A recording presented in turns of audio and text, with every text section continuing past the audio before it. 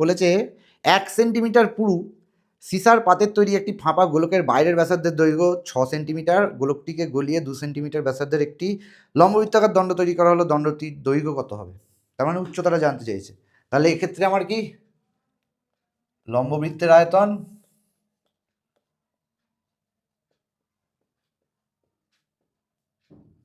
সমান ফাঁপা গোলকের আয়তন।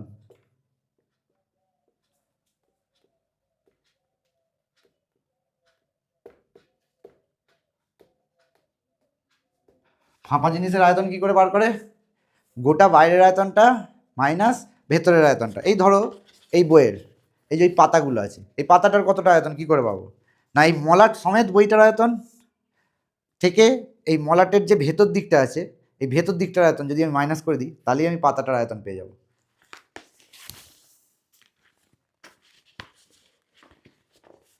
তাহলে এখানে লম্ববৃত্তের আয়তনের ফর্মুলা কি? পাই আর স্কোয়ার এইচ। আর ফাঁপা গোলকের আয়তন কত? তাহলে ফাঁপা জিনিসের আয়তনের ফর্মুলা হচ্ছে পাই, এটা আর কিউব মাইনাস ছোট হাতের আর কিউব। তাহলে দুদিক থেকে পাই পাই কেটে গেল। তাহলে আর1 স্কোয়ার, ব্যাসার্ধ দেওয়া আছে কত এর? না 2 square into H1 equal to 4/3 into ফাঁপা জিনিসের বাইরের ব্যাসার্ধ। দেখো বাইরের ব্যাসার্ধটা বলেছে 6, এটা কত? 6। আর বলেছে এটা পুরু হচ্ছে 1, তার মানে এইটুকুটা 1। তাহলে এই ভেতরটা কত? ভেতরটা হবে 5, কারণ এতটা 1 এতটা 6, তাহলে এইটুকুটা নিশ্চয়ই 5। তাহলে আমি বলতে পারি 6 এর কিউব মাইনাস 5 এর কিউব। তাহলে H1 সমান 4 ইন্টু 216 মাইনাস 125 বাই 3 ইন্টু 2।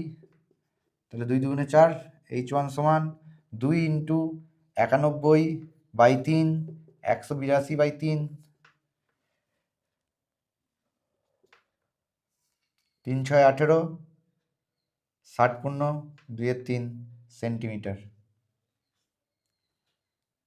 আচ্ছা আচ্ছা, এখানে 2 স্কোয়ার 4 আছে, তাহলে এখানে আর একটা 2 হবে, তাহলে 2 2 কেটে গেল, তাহলে এটা 91/3 হবে। তাহলে 30 পূর্ণ 1/3 সেন্টিমিটার।